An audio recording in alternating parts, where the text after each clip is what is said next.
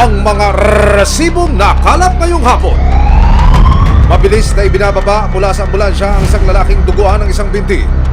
Kabangga ng isa pang motorista ang minamanehong motor ng lalaki na sa kasamaang palad dead on arrival na. Makalipas ang 3 taon, hindi na raw aatrasan ng naulilang asawa ang paniningil ng hustisya.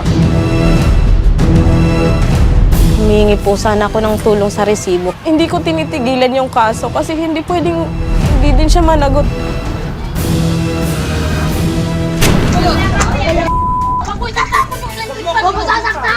Hindi pagkakaunawaan ng isang pamilya, lagi na raw nauuwi sa sigawan at pananakit ng babae sa dati niyang mister. Ginugulo ka ba? Hindi naman kami nang guguluhan. Ginugulo ka ba? Ang gulo, nagsimula raw ng bumalik sa kanilang bahay ang dating ilaw ng takanan. Grabe ang violent niya sa akin. Tapos sabihin niya, self-defense niya. Meron ba kung sumapak sa kanya, paratik kong kamay ko, may sakit ako sa puso. Maghilom pa kaya ang malalalim na sugat ng dating One Happy Family? Hindi ako nagmamatapang! Kaya na wag kang magregal-tagal Huwag ka magdadala po ng gamit, ha? Matuntun pa kaya ang lalaking tinakbuhan di umano ang isang malagim na trahedya sa Samar noong 2022?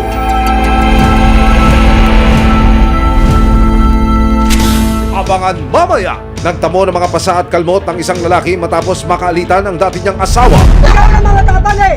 Hindi ako nagmamatapang! Resibo, walang lusot ang may atraso.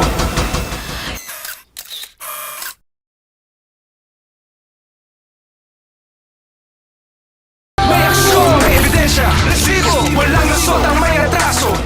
Ano man reklamo, bibigyan tugon. Bawat hiling at problema, hahanapan ng solusyon. Ito ang bago ninyo sandigan, hindi palalampasin ang mga tiwali at maling gawi. Dito, walang ligtas ang abusado at lalong walang lusot ang may atraso. Dahil ang lahat, hahanapan natin ang resibo. Magandang hapon, ako po si Emil Sumangi.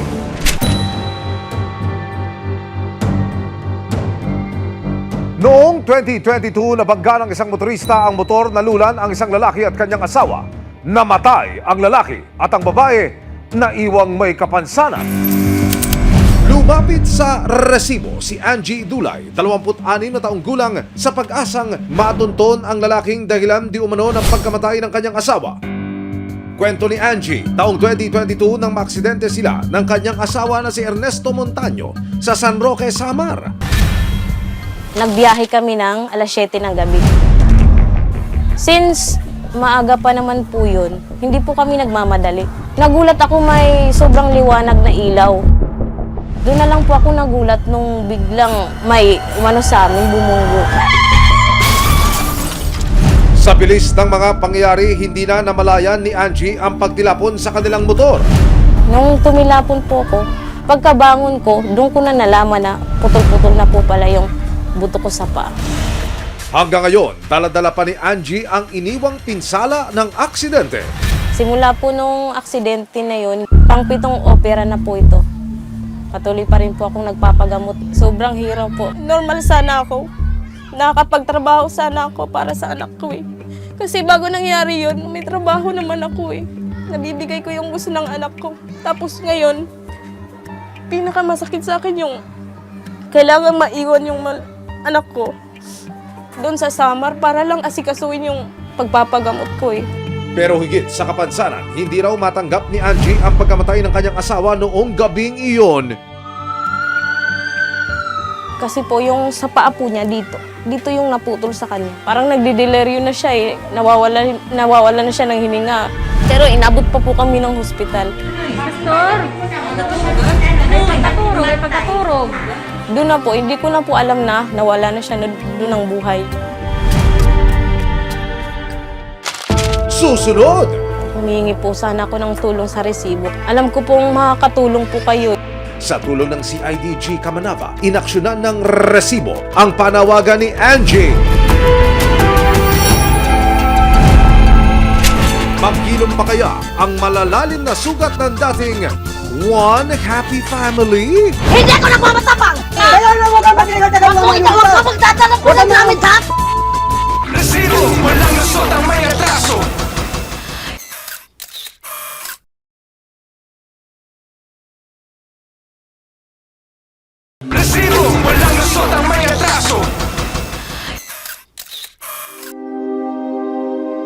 Makikita po sa video na ito na may malay pa ang lalaking biktima.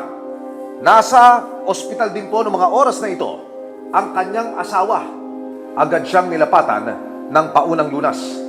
Pero hindi nagtagal, naging masama na ang kanyang kalagayan. Makikita pa po sa video na ito na mano-manong ni-revive ng mga medical personnel ang lalaking biktima. Pero hindi nagtagal, idineklara rin siyang dead on arrival. Pastor!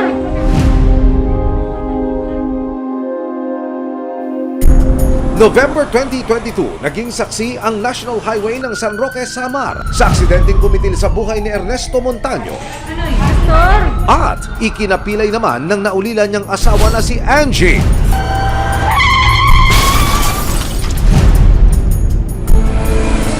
Yung isang motor ang galing dito, yung isa pumunta dito, nag-overshoot yung isang motor, nagbanggaan sila pumunta dito, sir.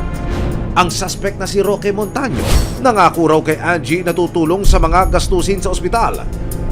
Nakasama ko po yung suspect sa isang room sa ospital. Bago siya lumabas ng ospital, sabi niya tutulungan niya ako. Hindi ko na sana siya kakasuhan. Inalaman ko, umalis ng Samar, nagpa-Maynila. Doon na po nagsimula na hindi na po namin siya nakontak. Pero dahil tila tinakbuhan na ni Roque ang kanyang pananagutan, tuluyan na siyang sinampahan ni Angie ng kasong reckless imprudence resulting in homicide, serious physical injuries at damage to property. April 2023, bumaba na ang warrant of arrest para kay Roque, pero naging pahirapan naman daw ang pagtuntun dito. Si Angie, desididong mapanagot ang suspect. Kaya noong June 2024, lumuwas siya ng Maynila para magpagamot at humingi ng tulong sa resibo. Kung may konsensya siya, gusto sana na magtago siya, harapin niya sana ako. Hindi ko rin naman ginusto to. Kung hindi naman niya ginusto yun, dapat gumawa siya ng paraan para makatulong man lang. Humingi po sana ako ng tulong sa resibo, kaya po lumapit po ako sa programa niyo kasi alam ko pong makakatulong po kayo kasi marami na po akong nilapitan higil sa kaso ko. Nitong March 5, inilapit na ng resibo ang panawagan ni Angie sa Criminal Investigation and Detection Group Kamanava o CIDG Kamanava. Nang i-check ang pangalan ni Roque Montaño sa e-warrant system, kumpirmadong kabilang siya sa at-large na mga suspect sa probinsya ng Samar. Sa e-warrant ang nakalagay doon is at large siya and MWP, most wanted person, municipal level in Northern Samar. Sa tulong ng isang informant, ibinahagi ni Angie sa CIDG ang lugar kung saan daw nagtatrabaho ang suspect bilang pahinante ng truck. Pero nang manmanan ng mga operatiba ang lugar kasama ang resibo, walang bakas ni Roque sa labas ng compound. Makalipas ang 2 oras, binalikan namin ang lugar. Pero sa pagkakataong ito, kinausap na ng CIDG Kamanava ang bisor ni Roque na nakipagtulungan para masiguro ang pag-aresto sa suspect. Tuturo na lang nila or tumatak sa tao nila na ang pakiusap lang nila huwag po kayo sa loob paglabas ng pinagdilitiran. Maya-maya pa, ganap na 6:50 ng gabi, pumarada na ang isang 6-wheeler na truck sa gasolinahan. May hiniing ka ba, sumbong o reklamo? Inaapi o inaagrabyado? Pinababa ng mga pulis ang pahinante na nakumpirmang si Roque Montaño. Tulog na, tumindig ka. Roque, ikaw? Hindi Montaño? Sigurado ka? Ngayon, may karapatan kang manahimik, magsawalang kibo. Ano man sabihin mo, maaaring gamitin laban sa'yo sa anumang hukuman. Pwede lang kung ano ano. Singin ko na ito, pwede na.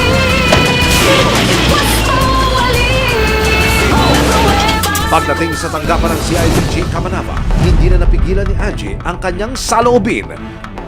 Sa totoo lang po, naawa din ako sa kanya Pero hindi naman siya naawa sa akin Naaawa ako sa'yo, alam mo ba? Tingnan mo yung nangyari sa akin. May batang naulila ng ama. 2 taon na mahigit. Hindi pa rin natatapos yung kalbaryo sa paa ko. Tapos naaawa pa ako sa'yo. Ano ba yan? Nang makapanayam ng resibo si Roque, walang alinlangan niyang inamin na tinakbuhan niya ang kaso. Pinagsisiyang ko na po yung sirlat, sir. Napakalapit pong kasalanan ginawa ko. Te, pasensya na talaga, te. Te, hindi ko naman te sinasadya, te. Natakot lang talaga. Hindi man maibabalik ng pagkakaaresto sa suspect ang buhay ng kanyang yumaong asawa, isang hakbang na raw ito para kay Angie na maghilom mula sa sinapit na trahedya. Itong pag-ano ko ng hustisya, para na din to sa kanya eh. Para sa anak ko, para sa amin.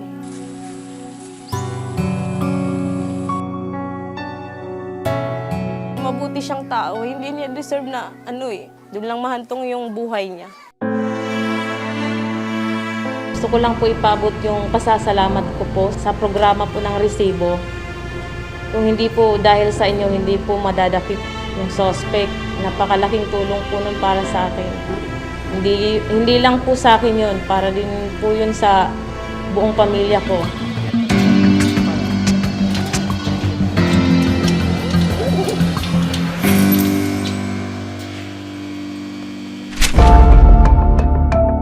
Bangayan at hindi pagkakaunawaan ng dating mag-asawa na uuwi na raw sa sakitan at pisikalan.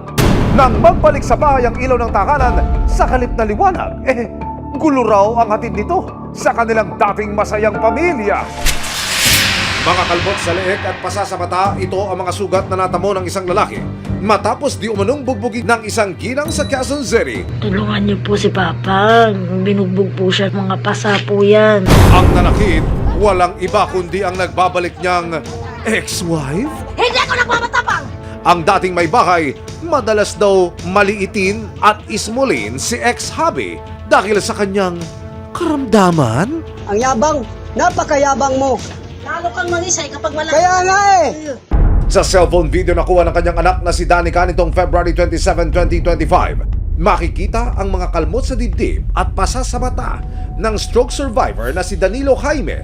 59 na taong gulang, may karamdaman din sa puso si Danilo, kaya labis niyang iniinda ang panghihina ng katawan. Ang itinuturo niyang may kagagawan ang kanyang dating asawa na si Yolanda, 54 na taong gulang. Mapasa po yan. Ayan po yung mga damage niya. Ayon sa medical legal ni Danilo, nagtamo siya ng slight physical injuries. Dito po sa may mata niya, may black eye po siya dyan. Dahil sinuntok po siya ng nanay ko. Tapos dito po sa dibdib niya, may mga natamo po siyang kalmot. Ang gusot na ito, may mas malalim na palang mga sugat na pinanggagalingan. Kwento ni Danica, 5 taong gulang pa lang siya nang maghiwalay ang kanyang mga magulang. Siyempre po masakit, tapos malungkot na dapat may nanay ako na kumakalinga sa akin. Lagi ako nagtatanong bakit ako ang nawalan ng nanay na siyempre, nag-iisang anak lang ako. Taong 2016, nang muli raw nagparamdam si Yolanda sa kanya. Sa pananabik sa kalinga ng isang ina, tinanggap ni Danica si Yolanda nang walang alinlangan. Sa akin na sabi niya uuwi na siya. Tapos meron daw po siyang trabaho dito. Tapos that time nung habang sa tumatagal, nagkaroon na po ng conflict. Ang pagbabalik ni Yolanda, hindi raw naging masaya para sa buong pamilya. Lasing na lasing siya nung araw na yun. Pinalabas niya po kami sa bahay na umuulan po nung malakas na yun. Tapos ang nangyari po, wala po si Papa nung araw na yun eh. Mula noon, hindi na raw umaasa si Danica na maayos pa ang kanilang pamilya. Mahal ko siyempre, nanay eh. Pero sa ngayon kasi, hindi ko pa talaga kayang siyang patawarin. Tinaboy niya kami ng mga anak ko. Parang nawala na rin yung pagmamahal ko sa kanya. Makalipas ang 7 taon, September 2024, muli raw nagbabalik si Yolanda sa kanilang takanan. Ang pakay raw ng dating ilaw ng takanan sa kanyang comeback. Palayasin sina Danilo, Danica at kanyang pamilya. Ang karapat lang magpadla ka. Ha? Magagawa kong paglakan ko yan. Ang yabang, napakayabang mo. Lalo kang mangisay kapag malaki. Kaya nga eh. 20 years na bang ano yung ambak niya? Magigibahin ko na rin. gibahin mo yung bahay. Wala kang matirahan. Gibahin na yan. Gibahin mo na. Sa ilang araw na pagtutok namin sa kaso ng pamilya Jaime, nakakuha kami ng resibo. Ang video na ito, kung saan makikita ang pagtatalo-talo ng bawat miyembro ng pamilya. Nagsimula lamang sa verbal na pagtatalo ang away na sumiklab sa loob ng bahay na ito. Kung inyo makikita, Ang lalaking ito tila ba hinihiklat ng babaeng ito na dati pala niyang kinakasama. Doon po sumiklab ang gulo nang itulak ng babae ang lalaki. Sa unang bahagi ng video, makikita si Yolanda na sinisipa ang asawa ni Danica. Huwag mo itatapon yung electric fan. Huwag mo sasaktan. Huwag masyadong matapang eh. Umakit ka sa taas. Sinubukang pumagitna ni Danilo sa gulo, pero Ikaw na mga matapang eh! Hindi ako nagmamatapang. Pinaliwanag ko siya huwag kang magtanggal-tanggal dyan. Masyadong nagari-arian ka na eh. Mali kasi Ang tapang mo eh. Hindi kita titigilan bukas, hindi ako papasok. Eh ano ba hindi ko papasok? Masyado kang matapang eh. Sige, talaga. Magkarapan tayo bukas. Ay, wag mo akong hamunin. hanggang noong February 27 nitong taon, muli na namang nagkagulo sa kanilang lugar. Ayon kay Danilo, kakauwi lang niya sa bahay at naabutan niyang naglilinis si Yolanda. Galing ko sa tubigan, pauwi akong gabi na yon. Tinanong ko sa pagpasok ko, medyo malinis ang bahay. Asan yung mga gamit? Hindi siya sumagot. Pangatlong tanong, nagsigaw na siya. Bakit ba? Anong problema? Sabi niya. Paglapit niyo, bigla niya ako sinapak. Hanggang ang pagtatalo, umabot na raw sa panununtok ni Yolanda. Bigla niya ako sinapak. Tapos yung tukig ito, kaya na medyo nalamog yung ulo ko. Tapos tinulak ko sa simento. Tapos sinakal pa ako, kinakalmot ko rito. Pati dito, damay-damay pa lahat nito mga sugat-sugat. Kaya Hindi ako nagmamatapang. kaya na huwag kang magregal-tagal ng mga ito. Napapagod ako sa mga problema dumating sa buhay ko. Ginaganito ako. Tapos nalagdagan pa niya. Pila-pila kong kalagayan ko. Hindi ko alam kung paano kung gagawin. Natunto ng resibo si Yolanda sa bahay na pinag-aawayan ng mag-anak. Pag-amin niya, nagawa lang daw niyang saktan si Danilo dahil inambahan na raw siya ng suntok ng dating asawa. Pagdating niya dyan, hindi ko lang siya pinabalik. Sige, nakatulog na nga ako. Nagbubulong-bulong siya, pero hindi ko naririnig kung ano yung bulong niya. Ang sabi niya sa akin, Yoli, naghahari-harian ka na dito sa bahay na to. Wala kang inambag dito. Pangalawa, sampid ka lang dito, sumama ka sa ibang lalaki. Parang ganun, ma'am. Hindi ko nagustuhan yung sinasabi niya. Ipinakita rin ni Yolanda ang resibo na siya lang daw ang may karapatan sa kanilang bahay. Alam naman po namin na hindi naman po namin sariling pag-aari itong kinatitirikan ng bahay namin. Pero ito po yung katunayan na ako talaga po yung nakapangalan dito. March 4, 2025, nagpasya na ang mag-ama na magsampa ng reklamo sa barangay para sa pananakit at pagpapalayas ni Yolanda sa kanila. Yung tinitirahan niyo pong bahay ay kanino? Ay, sa akin yan po.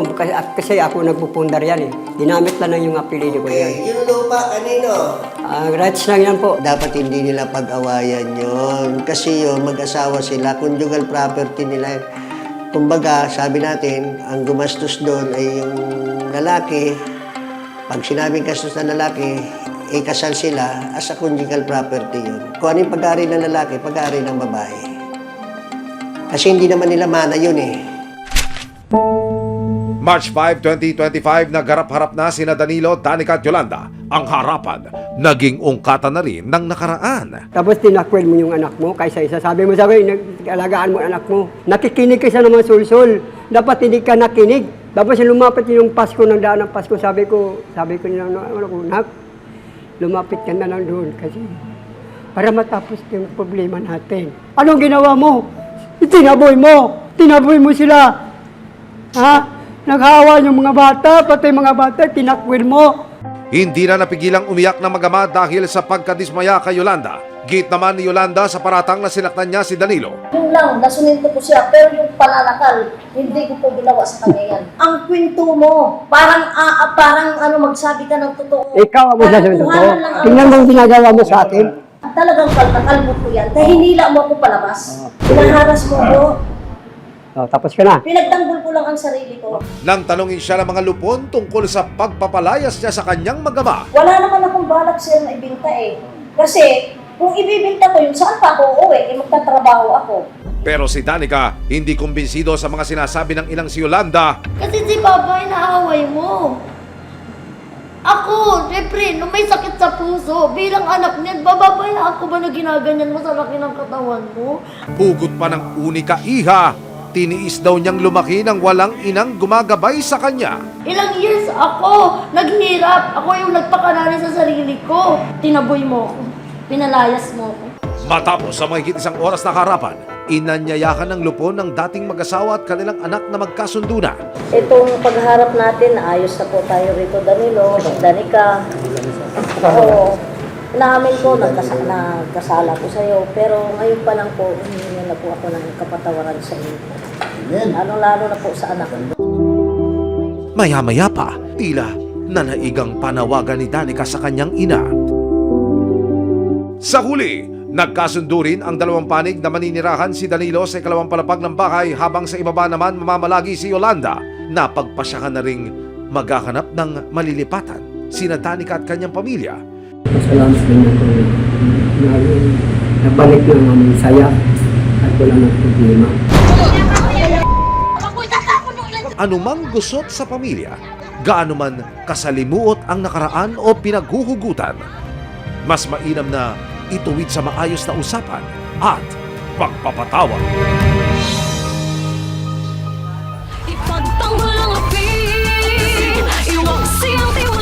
Sama-sama nating ituwid ang tiwali at baluktot. Itakwil ang maling gawi at modus na bulok. Walang ligtas ang abusado at lalong walang lusot ang may atraso. Dahil ang lahat, hahanapan natin ang resibo. Hanggang sa muli, ako po si Emil Sumangil. Walang lusot ang may atraso.